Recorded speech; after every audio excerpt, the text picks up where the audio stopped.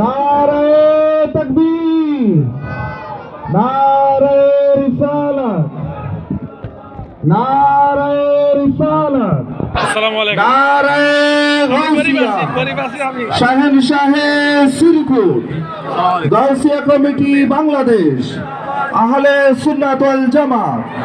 আলহামদুলিল্লাহ, ঐতিহ্যবাহী Gausia committee Bangladesh Muradnagar unit শাখার উদ্যোগে আহলে বাইত রাসূলুল্লাহ সাল্লাল্লাহু আলাইহি সাল্লামের স্মরণে ২৭তম ঐতিহাসিক শাহাদাতে কারবালা মাহফিলের সুন্নিয়তের নয়নমণি, কোরআন ও হাদিসের বিশ্লেষণকারী, ঐতিহ্যবাহী